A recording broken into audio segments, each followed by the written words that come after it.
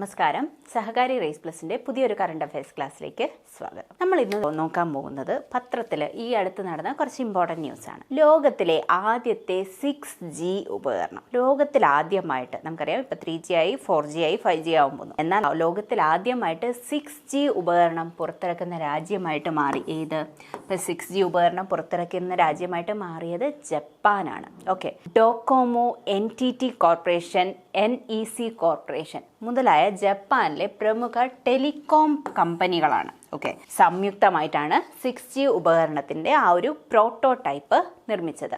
അപ്പോൾ Docomo, NTT corporation, NEC corporation മുതലായ ജപ്പാനിലെ പ്രമുഖ ടെലികോം കമ്പനികൾ സംയുക്തമായിട്ടാണ് 6G ഉപകരണത്തിന്റെ പ്രോട്ടോടൈപ്പ് നിർമ്മിച്ചത്. നിലവിലുള്ള 5G നെറ്റ്വർക്കിങ്ങിനേക്കാൾ 6Gക്ക് സെക്കൻഡിൽ 100 GB ട്രാൻസ്മിഷൻ റേറ്റിംഗ് ഉണ്ടെന്നാണ് കമ്പനികളുടെ അവകാശവാദം. അതായത് നിലവിലുള്ള 5G നെറ്റ്വർക്കിങ്ങിനേക്കാളും 6Gക്ക് സെക്കൻഡിൽ 100 GB ട്രാൻസ്മിഷൻ റേറ്റിംഗ്, അതായത് 5Gയേക്കാളും 100 GB ട്രാൻസ്മിഷൻ റേറ്റിംഗ് സ്പീഡ് കൂടുതലാണെന്നാണ് കമ്പനികൾ അവകാശപ്പെടുന്നത്. അപ്പോൾ ലോകത്തിലെ ആദ്യത്തെ 6G ഉപകരണം പുറത്തിറക്കുന്ന രാജ്യം ഏതാണ്? ജപ്പാനാണ്. ഏതൊക്കെ കമ്പനികളാണ്? Docomo, NTT corporation, NEC corporation മുതലായ ജപ്പാനിലെ പ്രമുഖ ടെലികോം കമ്പനികൾ സംയുക്തമായിട്ടാണ് 6G ഉപകരണത്തിൻ്റെ ഈ ഒരു പ്രോട്ടോടൈപ്പ് നിർമ്മിച്ചത്. അപ്പോൾ അടുത്തത്, നാവികസേനയ്ക്ക് കരുത്താകാനായിട്ട് മാരീച്ച്. മാരീച്ച് എന്ന് പറഞ്ഞുള്ള പേര് കേട്ടിട്ടുണ്ട് അല്ലേ? ആ മറഞ്ഞിരിക്കുക എന്നുള്ളൊരു മീനിങ് ആണ് അതിനുള്ളത്. കപ്പലുകൾക്ക്, അന്തർവാഹിനികൾക്കൊക്കെ ഭീഷണിയാവുന്ന ബോംബുകളെ നിർവീര്യമാക്കണം. നമുക്കറിയാം ഇപ്പോൾ മറ്റു രാജ്യങ്ങളുടെ ഈ അണ്ടർസീ എക്സ്പ്ലോറേഷനോ എന്തിനെങ്കിലും പോയി കഴിഞ്ഞാൽ അടുത്തെത്തുമ്പോഴത്തേക്കും, അല്ലെങ്കിൽ ഈവൻ നമ്മളുടെ കടലിൻ്റെ അടിയിൽ തന്നെ അല്ലെങ്കിൽ ഓഷ്യൻ്റെ അടിയിൽ തന്നെ ഈ കപ്പലുകളെ, അന്തർവാഹിനികളെ നശിപ്പിക്കാൻ വേണ്ടിയിട്ട് ഈവൻ ബേസ്ഡ് ഓൺ ടെററിസം ആണെങ്കിലും അല്ലെങ്കിൽ മറ്റ് ശത്രു രാജ്യങ്ങൾക്കാണെങ്കിലും എളുപ്പമായിട്ട് വെക്കാൻ കഴിയുന്നതാണ് നമ്മുടെ ബോംബ് വയ്ക്കാൻ കഴിയും അല്ലേ? അപ്പം അങ്ങനെയുള്ള ബോംബുകളെ നിർവീര്യമാക്കാൻ വേണ്ടിയിട്ട് കെൽട്രോൺ വികസിപ്പിച്ച അഡ്വാൻസ്ഡ് ടോർപിഡോ ഡിഫൻസ് സിസ്റ്റമാണ് മാരീച്ച്. എന്താണ്? അങ്ങനെയുള്ള ഓഷ്യൻ്റെ അടിയിലുള്ള ബോംബുകളെ നിർവീര്യമാക്കാൻ വേണ്ടിയിട്ട് നമ്മുടെ കപ്പലുകളെയും അന്തർവാഹിനികളെയും സംരക്ഷിക്കാൻ വേണ്ടിയിട്ട് നമ്മുടെ കെൽട്രോൺ വികസിപ്പിച്ച ടെക്നോളജിയാണ് എന്ത്? കെൽട്രോ അല്ലെങ്കിൽ അഡ്വാൻസ്ഡ് ടോർപിഡോ ഡിഫൻസ് സിസ്റ്റം. ഇതിൻ്റെ പേരെന്താണ്? മാരീച്ച്. നൂതനമായ സാങ്കേതിക വിദ്യകൾ കൊണ്ട് വികസിപ്പിച്ച ആ ഒരു 5 മാരീച്ച് ഉപകരണങ്ങളാണ് തുടക്കത്തിൽ നമ്മുടെ നാവികസേനയ്ക്ക് കൈമാറിയത്. എത്ര മാരീച്ച് ഉപകരണങ്ങൾ കൈമാറി? 5 ഉപകരണങ്ങൾ. ആകെ 11 ഉപകരണങ്ങളാണ് നമ്മുടെ കെൽട്രോൺ നിർമ്മിക്കുന്നത്. ആകെ എത്ര ഉപകരണങ്ങൾ? 11 ഉപകരണങ്ങളാണ്. നമ്മുടെ കേരളത്തിന് വളരെ അഭിമാനിക്കാം. നമ്മുടെ അരൂരിലെ കെൽട്രോൺ കൺട്രോളും മലപ്പുറം കെൽട്രോൺ ലിമിറ്റഡ് എന്നിവ സംയുക്തമായാണ് സംവിധാനത്തിലെ ഉപകരണങ്ങൾ ഉപയോഗിക്കുന്നത്. അപ്പോൾ അരൂരിലെ കെൽട്രോൺ കൺട്രോള്, മലപ്പുറം കെൽട്രോൺ ലിമിറ്റഡ് എന്നിവ സംയുക്തമായിട്ടാണ് നമ്മുടെ ഈ സംവിധാനത്തിലെ ഉപകരണങ്ങൾ നിർമ്മിച്ചിരിക്കുന്നത്. അടുത്തത്, അംബാജി മാർബിളിന് ഭൗമസൂചിക പദവി. കഴിഞ്ഞ ക്ലാസ്സിൽ നമ്മൾ ജിയോ ടൈമിൻ്റെ, അതായത് ഒഡീഷയിലെ ചട്നിയുടെ കാര്യമൊക്കെ നമ്മൾ പറഞ്ഞിരുന്നു അല്ലേ? GI ടാഗ് ലഭിച്ചത്. ഇത് ഭൗമസൂചിക പദവി എവിടെയാണ്? അംബാജി മാർബിളിന് ഭൗമസൂചിക പദവി ലഭിച്ചു. ആഡംബര വസ്തുക്കളുടെ നിർമ്മാണം, ശില്പങ്ങൾ നിർമ്മിക്കാൻ വേണ്ടിയിട്ട്, അതേപോലെ തന്നെ മറ്റ് ആഡംബര വസ്തുക്കളും അലങ്കാര വസ്തുക്കളൊക്കെ നിർമ്മിക്കാൻ വേണ്ടിയിട്ടാണ് ഈ ഒരു അംബാജി മാർബിൾ ഉപയോഗിക്കുന്നത്. അത് വളരെ പ്യുവർ വൈറ്റിലുള്ള ഒരു ടൈപ്പ് മാർബിളാണ്. അതുകൊണ്ടാണ് ഈ മാർബിളിന് ഭൗമസൂചിക പദവി ലഭിച്ചത്. എന്താണ് മാർബിളിൻ്റെ പേര്? അംബാജി മാർബിൾ. രാജ്യാന്തര ഫുട്ബോളിൽ നിലവിലെ താരങ്ങളിൽ ഏറ്റവും കൂടുതൽ ഗോൾ നേടുന്ന 3ാമത്തെ താരം, 1-2 താരങ്ങളെ പറ്റി നമുക്കറിയാം അല്ലേ? മെസ്സിയും റൊണാൾഡോയുമാണ്. 3ാമത്തെ താരമായിട്ട് മാറിയത് ആരാണ്? സുനിൽ ഛേത്രി.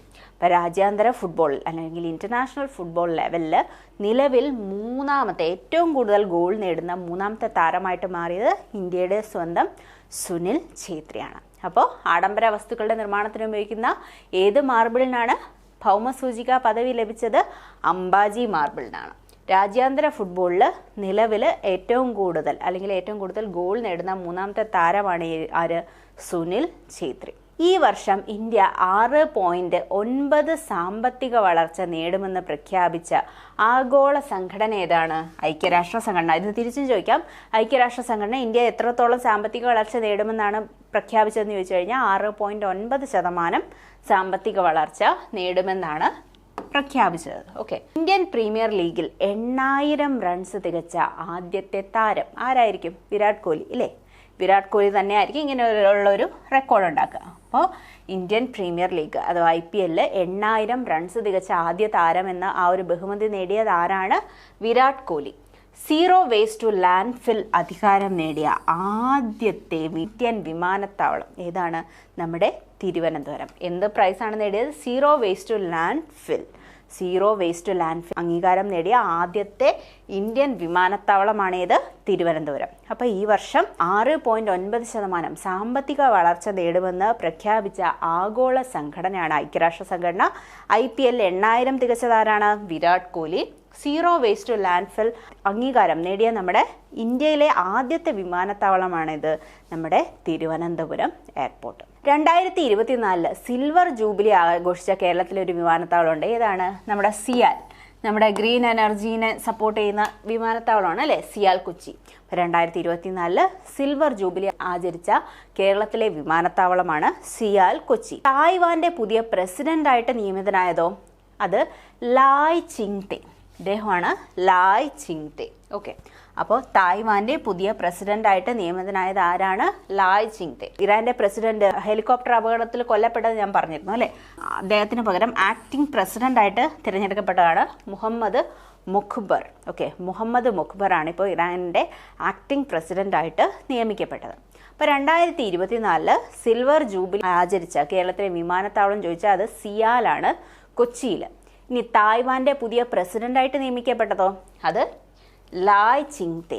പുതിയ പ്രസിഡന്റ് ആരാണ്? തായ്വാന്റെ ലായ് ചിങ്തെ. ഇറാന്റെ ആക്ടിംഗ് പ്രസിഡന്റായിട്ട് നിയമിക്കപ്പെട്ടത് മുഹമ്മദ് മുഖ്ബർ. മുഹമ്മദ് മുഖ്ബർ.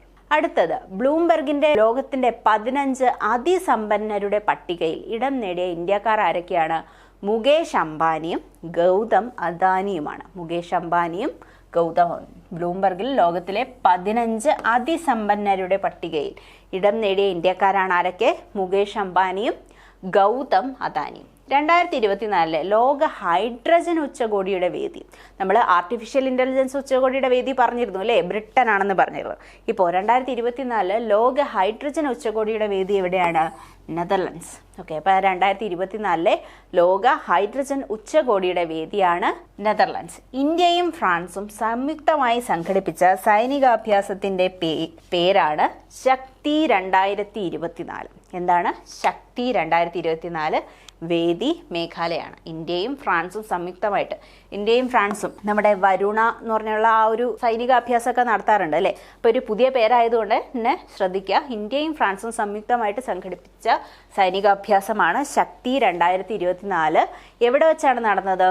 മേഘാലയയിൽ വെച്ചാണ് ഇത് നടന്നത്. അപ്പോൾ ബ്ലൂംബെർഗിന്റെ പട്ടികയിൽ ഇടം പിടിച്ചത് ഇന്ത്യയിൽ നിന്ന് ആരായിരിക്കും? നമുക്ക് ഒബ്വിയസ്ലി അറിയാം, മുകേഷ് അംബാനിയും ഗൗതം അദാനിയുമാണ്. അതുപോലെ 2024 ലോക ഹൈഡ്രജൻ ഉച്ചകോടിയുടെ വേദി നെതർലൻഡ്സ് ആണ്. ഇന്ത്യയും ഫ്രാൻസും സംയുക്തമായി സംഘടിപ്പിച്ച സൈനികാഭ്യാസത്തിന്റെ പേരാണെന്ത്? ശക്തി 2024. വേദി മേഘാലയാണ്. ഇനി മുൻ മുഖ്യമന്ത്രിയായ EK നായനാരുടെ മ്യൂസിയം സ്ഥിതി ചെയ്യുന്നത് എവിടെയാണ്? ഭർണശ്ശേരി, കണ്ണൂർ. ഓക്കെ, ഭർണശ്ശേരി. അദ്ദേഹത്തിൻ്റെ സ്ഥലം എന്ന് ചോദിച്ചു കഴിഞ്ഞാൽ കണ്ണൂരാണ് അല്ലേ. അപ്പം അദ്ദേഹത്തിൻ്റെ ആ ഒരു മ്യൂസിയം, അദ്ദേഹത്തിൻ്റെ ബഹുമാനാർത്ഥം സ്ഥാപിച്ച മ്യൂസിയം സ്ഥിതി ചെയ്യുന്ന എവിടെയാണ്? ഭർണശ്ശേരി, കണ്ണൂരാണ്. മുൻ മുഖ്യമന്ത്രിയായ EK നായനാരുടെ മ്യൂസിയം എവിടെയാണ്? ഭർണശ്ശേരി, കണ്ണൂർ. ഇനി പൂർണ്ണശേഷിയിൽ പ്രവർത്തനം ആരംഭിച്ച ഇന്ത്യൻ തദ്ദേശീയമായിട്ട് നിർമ്മിച്ച 700 മെഗാവാട്ട് ആണവ നിലയം. ഓക്കെ, 700 മെഗാവാട്ട് ആണവ നിലയം ഏതാണ്? കക്രപ്പാർ, കൈഗ, താരാപൂർ, കോട്ട. ഏതായിരിക്കും? നമുക്കറിയാം ഈ കൈഗയെ പറ്റി സ്ഥിരമായിട്ട് PSC ക്വസ്റ്റ്യൻ ചോദിക്കുന്നതാണ് അല്ലേ. കൈഗ എവിടെയാണ് സ്ഥിതി ചെയ്യുന്നത്? കർണാടകയിലാണ്. സ്ഥിരമായിട്ട് PSC ഒരുപാട് റിപ്പീറ്റഡ് ആയിട്ട് ചോദിച്ചിട്ടുണ്ട്. കൈഗ ആണവ നിലയം സ്ഥിതി ചെയ്യുന്ന സംസ്ഥാനം ഏത്? അല്ലെങ്കിൽ കർണാടകയിൽ സ്ഥിതി ചെയ്യുന്നത് ഏത്? കൈഗ കാന്ന് ഓർത്ത് വെച്ചാൽ മതി. കൈഗ കർണാടക. താരാപൂർ മഹാരാഷ്ട്രയിലാണ്, അതും ചോദിച്ചിട്ടുണ്ട്.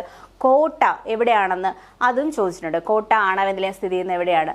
രാജസ്ഥാനിലാണ്. എന്നാൽ ഇതിൻ്റെ ആൻസർ എന്താണ്? പൂർണ്ണശേഷിയിൽ 700 മെഗാവാട്ടായിട്ടുള്ള ഒരു ആണവ നിലയം പൂർണ്ണശേഷിയിൽ പ്രവർത്തനം ആരംഭിച്ചു. അതെവിടെയാണ്? ഗുജറാത്തിലെ കാക്രപ്പാറിലാണ്. ഗുജറാത്തിലെ കാക്രപ്പാറാണ് പൂർണ്ണമായിട്ട് പ്രവർത്തനം ആരംഭിച്ച ഇന്ത്യ തദ്ദേശീയമായിട്ട് നിർമ്മിച്ച 700 മെഗാവാട്ട് ആണവ നിലയം. ഓക്കെ, ഇനി കാക്രപ്പാർ അറ്റോമിക് പവർ സ്റ്റേഷൻ എവിടെയാണ്? ഗുജറാത്തിലാണ്. ചൈനയുടെ സഹായത്തോടെ ചൈനയുടെ സഹായത്തോടെ പാകിസ്ഥാനിൽ നിർമ്മിക്കുന്ന ആണവ നിലയമാണ് ചഷ്മ 5. ഓക്കെ, ചൈനയുടെ സഹായത്തോടെ പാകിസ്ഥാനിൽ നിർമ്മിക്കുന്ന ഇതെന്തിനായിരിക്കും? ഇന്ത്യക്ക് ത്രെട്ടായിട്ടുള്ള ഒരു കാര്യം തന്നെയാണ് അല്ലേ. അവര് ആറ്റോമിക് ആയുധങ്ങൾ അല്ലെങ്കിൽ ആറ്റോമിക് ആയിട്ടുള്ള ഡിഫൻസ് ആയുധങ്ങൾ സൃഷ്ടിക്കുക എന്ന് പറയുന്നത് ഉറപ്പായാലും ഏറ്റവും കൂടുതൽ കൺസേണിങ് ആയിട്ടുള്ളത് ഇന്ത്യക്ക് തന്നെയാണ്. അപ്പോൾ ചൈനയുടെ സഹായത്തോടെ പാകിസ്ഥാനിൽ നിർമ്മിക്കുന്ന ഒരു ആണവ നിലയാണിത് ചഷ്മ 5. അടുത്തത് യൂറോപ്പിലെ ഏറ്റവും വലിയ ആണവനിലയം. നമ്മുടെ ഉക്രൈനിലെ വാറിനെ പറ്റി നമ്മൾ പറഞ്ഞല്ലേ, ഉക്രൈൻ റഷ്യ വാർ പറഞ്ഞപ്പോഴത്തേക്കും അവിടുത്തെ ആണവ നിലയം അത് റഷ്യ ആക്രമിച്ചതിനെ പറ്റിയൊക്കെ നമ്മൾ പറഞ്ഞിരുന്നു അല്ലേ. അപ്പോൾ യൂറോപ്പിലെ ഏറ്റവും വലിയ ആണവ നിലയാണിത് യുക്രൈനിലെ സെപ്പറേഷ്യ ആണവ നിലയം. ഏതാണ്? യുക്രൈനിലെ സെപ്പറേഷ്യ ആണവ നിലയമാണ് നമ്മുടെ യൂറോപ്പിലെ തന്നെ ഏറ്റവും വലിയ ആണവ നിലയം. അപ്പോൾ കാക്രപ്പറ അറ്റോമിക് പവർ സ്റ്റേഷൻ എവിടെയാണ്? ഗുജറാത്തിലാണ്. ചൈനയുടെ സഹായത്തോടെ പാകിസ്ഥാൻ നിർമ്മിക്കുന്ന ആണവ നിലയം ചഷ്മ 5. യൂറോപ്പിലെ ഏറ്റവും വലിയ ആണവ നിലയമാണിത് സെപ്പറേഷ്യ. അതെവിടെയാണ്? ഇപ്പോൾ യുദ്ധം നടന്നുകൊണ്ടിരിക്കുന്ന യുക്രൈനിലാണ് സ്ഥിതി ചെയ്യുന്നത്. അപ്പോൾ ഇന്നത്തെ ക്ലാസ് ഇവിടെ അവസാനിക്കുകയാണ്. നെക്സ്റ്റ് ക്ലാസ്സിൽ നമുക്ക് ഇമ്പോർട്ടൻറ്റ് ന്യൂസസിനെ ബേസ് ചെയ്തിട്ടുള്ള കറണ്ട് അഫയേഴ്സുമായിട്ട് വരാം. Okay, by.